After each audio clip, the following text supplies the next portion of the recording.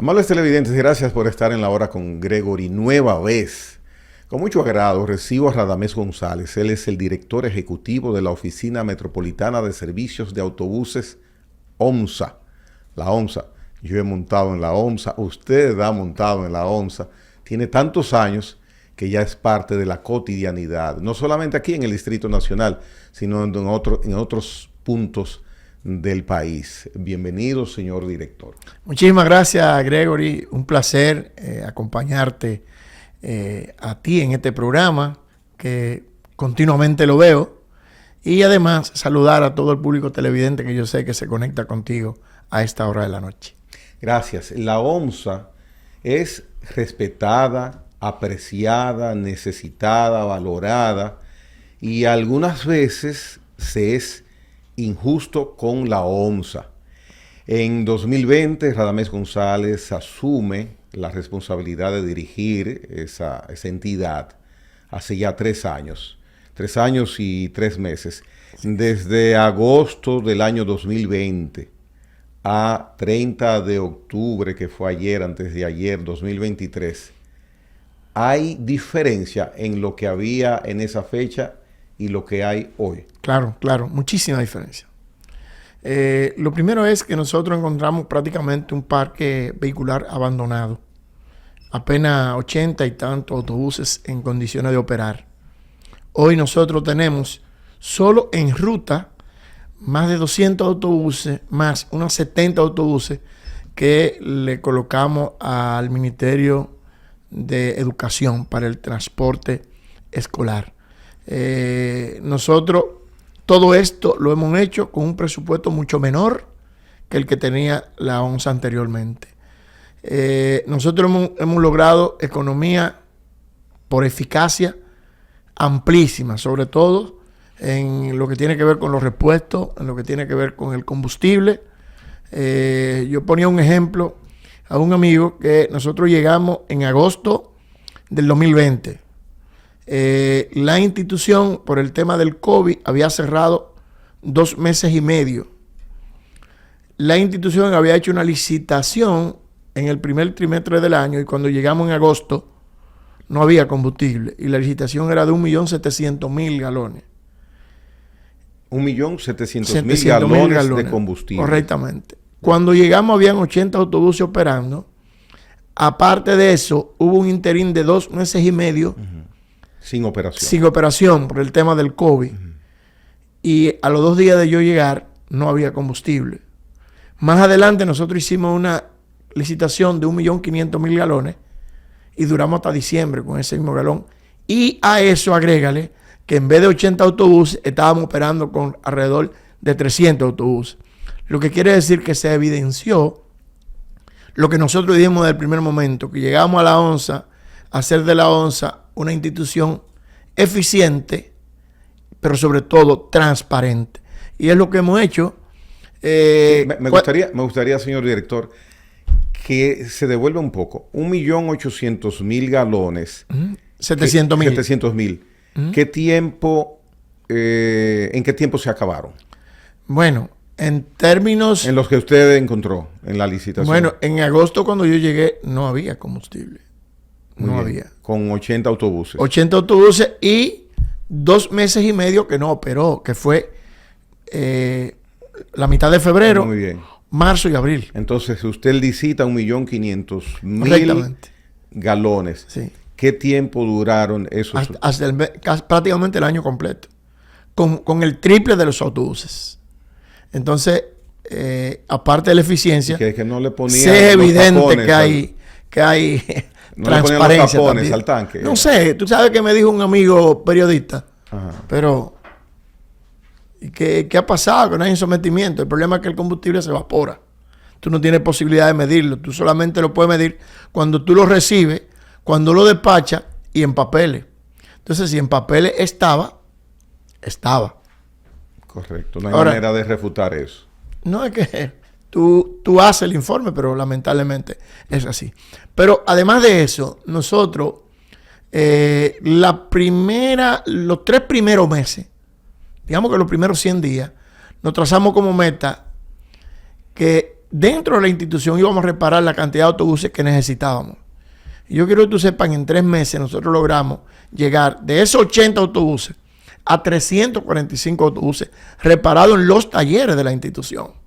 Y te iba a decir que yo, cuando el presidente me dijo que él me iba a poner la onza, yo me puse como, qué sé yo, tú sabes que yo tengo muchos años en la administración pública, aunque no, digamos, dirigiendo, pero sí como funcionario público. Nunca nadie me ha visto a mí envuelto en un escándalo, y entonces la ONCE es una institución que no salía de un escándalo. Y yo como que tenía cierto temor con eso. Gracias a Dios, nosotros llegamos acompañados de un equipo que ha entendido el trabajo que nos corresponde hacer. Y al día de hoy, nosotros no hemos recibido ni siquiera la oposición a ninguna licitación de las que se han hecho en nuestra institución. Regularmente se hacen licitaciones allá. Permanentemente, porque tú tienes que licitar todo. De hecho, estaba en el día de hoy en un seminario donde estábamos discutiendo el paso de nosotros de ente centralizado del Estado a empresa, como dice la ley, y hablaban precisamente de eso.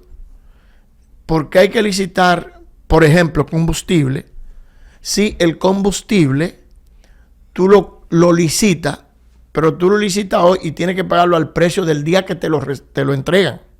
Hay una contradicción ahí. ¿Me entiendes? Pero no solo contradicción, sino el combustible, el precio es el mismo en toda parte. O sea, yo no puedo como tener mejores condiciones. No puedo, porque tú tienes que pagarlo al precio que establece el Ministerio de Industria y Comercio. ¿Y cómo se determina entonces quién va a suplir ese? No, porque nosotros tenemos que hacer licitaciones. La ley nos obliga a hacer licitaciones. Casos como ese lucen a incongruencia. ¿Verdad? O sea, tú dices, pero ¿por qué hay que hacer licitación de combustible? Pero bueno, nosotros lo hacemos. Hacemos licitaciones de piezas, de gomas, de batería, de cristales. O sea, nosotros de reparaciones. Las reparaciones que son mayores, evidentemente tenemos que buscar talleres externos para que lo hagan. Y gracias a Dios, te reitero, y al equipo que hemos logrado tener, nosotros no nos hemos encontrado con ningún suplidor que nos haya contradicho ninguna de las licitaciones que nosotros hacemos. Ojalá siga así esa situación, porque tendrá que ser así, porque nosotros llevamos prácticamente un lema cuando llegamos a la institución, y es transparencia, eficiencia y humanidad. Y le estamos cumpliendo. El hecho de que la ONSA sea un servicio vital hace también que el usuario pues requiera calidad, eficiencia en todos los sentidos. Y ustedes, por supuesto, tener los suficientes fondos apropiados para garantizar eso que el usuario requiere. En ese sentido, el gobierno central ha entregado recursos extras al presupuesto de la ONSA. ¿Es usual que sea así y se ha ocurrido así? No, todo lo contrario, tengo que serte honesto. Nosotros encontramos un presupuesto de más de 3,000 millones de pesos al año y nosotros nos estamos manejando con 2,000 y algo. Como te dije, tratando de eficientizar el gasto. Nosotros en este periodo de gobierno, normalmente en cada periodo de gobierno se compran autobuses nuevos. Hasta el día de hoy no se han comprado, pero se están haciendo las gestiones para adquirir autobuses.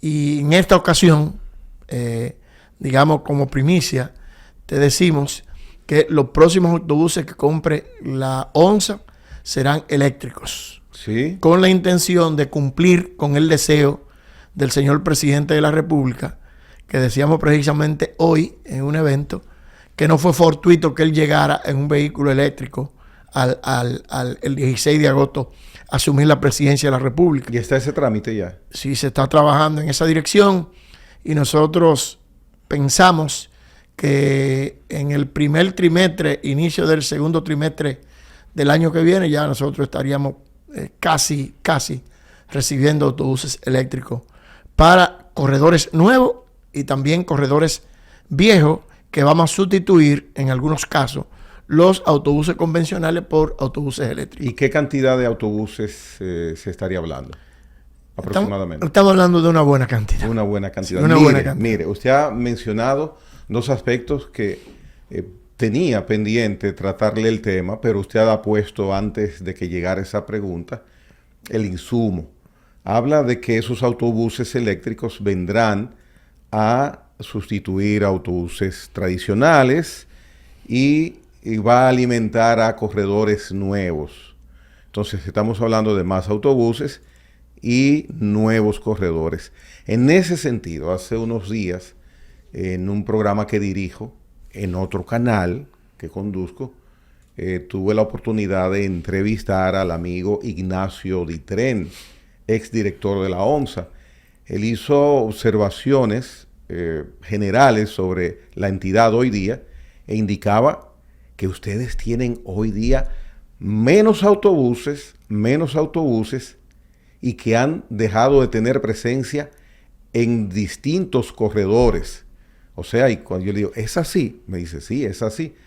Me apenó oír esa aseveración del exdirector de la ONSA, porque yo, aunque no soy un usuario permanente de los autobuses, valoro la institución. Digo, wow, pero qué pena, menos autobuses y menos rutas.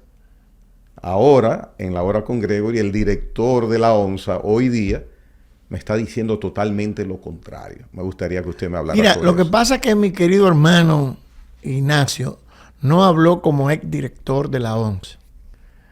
Habló como miembro de la FUP. Y entonces es evidente que esa es su función, criticar lo que está bien para tratar de que la gente lo interprete.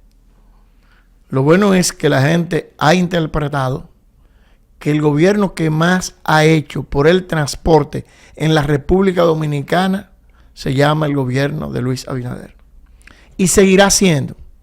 Acaba de anunciar un plan en el que va a haber una inversión de más de 3.200 millones de dólares. Dinero del cual ya él tiene garantizado una parte. Que es lo mismo que sucede con nosotros con ONSA. Las pretensiones que tenemos es adquirir una buena cantidad de autobuses y que en principio el gobierno no tenga que invertir un peso, sino hacerlo con acuerdo tipo leasing con empresas que se dedican a eso, que pondrán su dinero y que como nosotros vamos a pasar a ser empresa del Estado, empresa pública, podemos tener la posibilidad de adquirir préstamos a largo plazo. Digamos, la ONSA como ente centralizado no puede hacer compromisos económicos más allá del año fiscal. Digamos, yo no puedo hoy hacer compromisos que involucren el año 2024. Yo no puedo hacer compromisos en enero del 2024 a menos que no sea hasta diciembre del mismo año. Yeah. Pero como empresa yo puedo darme el lujo de ir a un banco, cual que sea, el banco de reserva, mira, yo quiero el financiamiento de estos 20 autobuses, para ponerte un caso, pero yo no te lo puedo pagar en un año, yo te lo voy a pagar en 5 años. Entonces yo, cuando sea empresa, yo puedo hacer esto. Entonces, por eso nosotros estamos trabajando en ese proceso de transformación, que como te lo decía antes de entrar al programa, estamos en eso, porque normalmente los autobuses que ha tenido la ONSA no lo compra la ONSA, sino que lo compra, digamos, el Ministerio Administrativo o el Ministerio de la Presidencia y se lo entrega a la ONSA. Y entonces es posible que en algún momento la ONSA tuviera más autobuses que lo que tiene hoy. Porque como te dije al principio, este gobierno aún no ha comprado autobuses. Y por ejemplo, para poner el caso del gobierno 2004 que presidió el presidente Hipólito Mejía, compró una cantidad de autobuses enorme que fue en principio para ponerlo en la ONSA, pero la base fundamental de eso era para los Juegos Panamericanos. Y entonces esos autobuses se quedaron en la ONSA y ahí había una gran cantidad de autobuses que fue lo que heredó el querido amigo, hoy dirigente de la FUP, del que tú te referías hace un momento. Con relación a los corredores, es lo siguiente. Y fíjate que te decía, yo fui legislador por varios años. Yo trabajé en la ley de Tránsito y Movilidad. La ley estableció una serie de cosas que es la que se han ido... 97. No, esa ley se hizo en el 17. Ya. Esa es la 63-17. Ah, muy bien, correcto, correcto. Entonces, esa ley establecía corredores únicos para empresas. Por eso, en esa propia ley, se habla de que la ONSA se convierta en empresa pública o empresa público-privada. Lo mismo que sucede con los sindicatos, que eran sindicatos, pero para convertirse en operadores tienen que convertirse en empresa.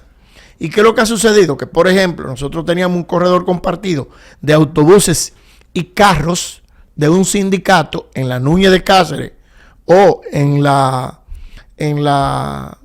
Churchill, que cuando esos sindicatos de carros decidieron convertirse en empresas, trajeron sus autobuses y entonces ellos operan esos dos corredores. O sea, no es que la ONSA está cediendo eso en modo alguno. No, ahora, y además estaba previsto en la ley. Claro, eso está en la ley. Pero además, nosotros, por ejemplo, no teníamos corredor en la Abraham Lincoln y tenemos un corredor en la Abraham Lincoln. Nosotros en Santiago tenemos 2 corredores más.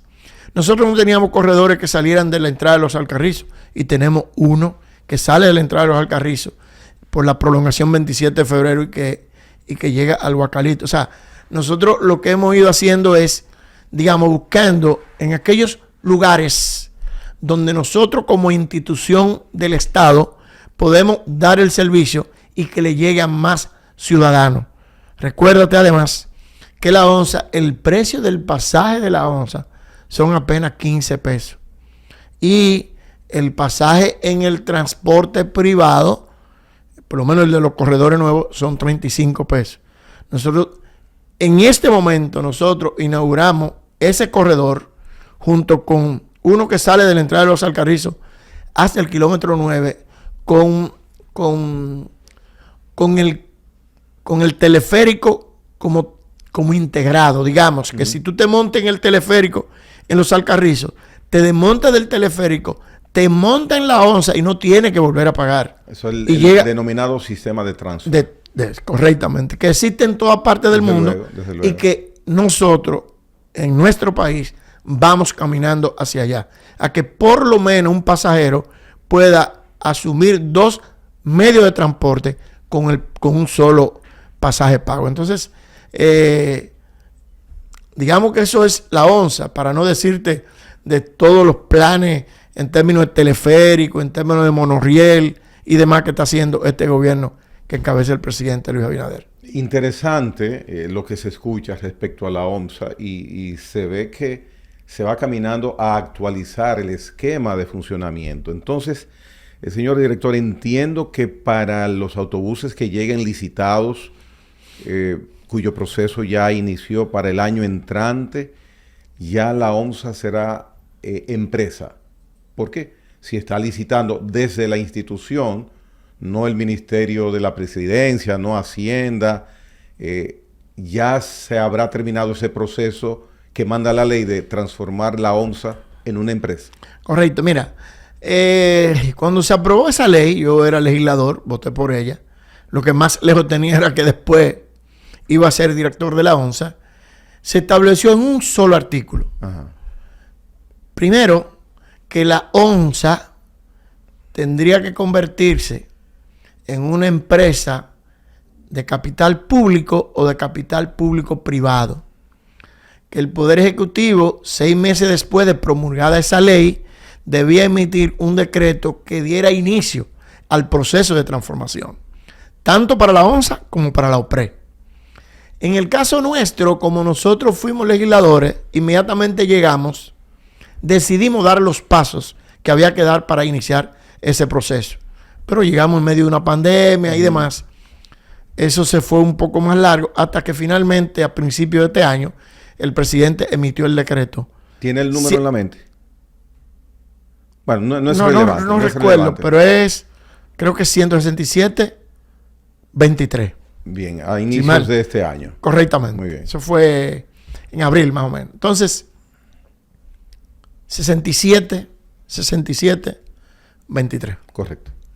Entonces, iniciamos el proceso. Siempre él nos dijo que quería que quedara bastante claro que era para convertirla en una empresa pública. Ya.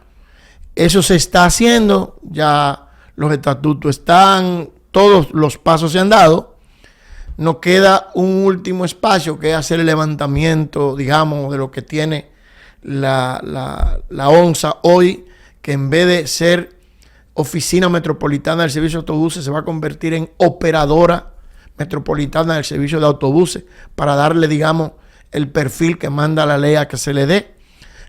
Y entonces todo parece indicar que lo que hemos hecho nos va a permitir a que a partir del día 2 de enero ya nosotros estemos trabajando como empresa pública, que tendrá un consejo de administración que lo va a presidir el ministro de la Presidencia y que van a ser miembros el Ministerio de Hacienda y el Ministerio de Obras Públicas, y que tendrá un secretario y un vicepresidente ejecutivo que hará las funciones del administrador. En este caso también, para poder completar ese papeleo, el presidente también emitió un decreto donde me designa a mí vicepresidente ejecutivo de la Operadora Metropolitana del Servicio de Autobuses. Mire, es muy interesante lo que usted está explicando. Y como en torno a modificaciones de estatus de empresas públicas, siempre hay, o muchas veces hay cierta aprehensión. Le pregunto, ¿en ningún momento habrá posibilidad de enajenación del patrimonio de la ONSA que se convertirá en operadora? No. Bueno, déjame decirte que reitero que lo único que hizo el presidente fue definir bastante claro que la ONSA se convertirá en una empresa de capital público totalmente. Está el 100% de las acciones. Está expreso así. Correcto. Y el 100% de las acciones son del Ministerio de Hacienda y del FONPER. Muy bien. O sea, todo, exactamente todo, es propiedad del Estado Dominicano. Y en ese sentido, cuando llegue esta transformación, la manera de la ONSA ser alimentada por recursos, ¿varía? Sí, varía, porque como empresa nosotros tenemos la obligación de ir caminando a ser autosuficientes. Autosuficiente. Eso tendrá que impactar necesariamente en el costo del uso. En el costo del uso. Hay otra cosa que va a impactar que yo se lo decía al ministro Darío Castillo en el día de hoy. Por ejemplo, las instituciones públicas, no importa el dinero que tengan, cada vez que necesita transporte quieren que la ONSA se lo brinde gratis. Ya. A partir de enero no va a ser así, porque yo tendré que dar servicio cobrando, claro, o en su defecto, que el que quiera servicio, o que se vaya de manera directa al mercado privado, o que vaya a la ONSA, que posiblemente le va a salir un poco más barato, y de esa manera nosotros vamos a dejar, digamos, a dejar de perder por servicio que damos a instituciones públicas permanentemente una gran cantidad de dinero que entonces nosotros pudiéramos estarla ahorrando. Mire, qué otra cosa, porque eso uno lo desconoce normalmente, porque le digo algo, antes de que usted entre al detalle de otra cosa, hágase un punto en pausa ahí. Pienso que una tarifa de 15 pesos, independientemente de que sea una institución del Estado, también debemos ser justos con el Estado. 15 pesos es pírrico en este momento pagar por un servicio hasta de 20, 30 kilómetros. O sea que ajustar ese precio a algo que sea racional, pienso que sería lo más adecuado. Sí, sí, así es. Necesariamente, máxime, si estamos hablando de tarifa integrada. O sea, tú te montas... Que no ocurre en el sector privado. No ocurre. Tú los te montas en los americanos privados no tienen ese método. Aunque se va a trabajar en esa dirección, en que también puedan ser integrados. Tú te montas en lo último de los Alcarrizos en el teleférico. Paga 35 pesos. Te desmontas del teleférico, coge una onza y te desmontas en el Guacalito por 35 pesos. O sea, lo cierto es que la ruta... O te montas, por ejemplo, en la prolongación 27 de febrero con la autopista Duarte y te desmontas en el hipódromo por 15 pesos. O sea, una ruta inmensamente grande y a un costo muy por debajo del costo de operación que tiene la ONSA para mantener ese autobús caminando. Por supuesto. Mire, usted iba a mencionar otro adicional. Le pido que lo aguante ahí y después de la pausa lo desarrolle. Radamés González, director ejecutivo de la Oficina Metropolitana de Servicios de Autobuses, próximamente operadora metropolitana de autobuses a partir del año entrante, la ONSA, está con nosotros en esta noche en La Hora con Gregory. Venimos en breve.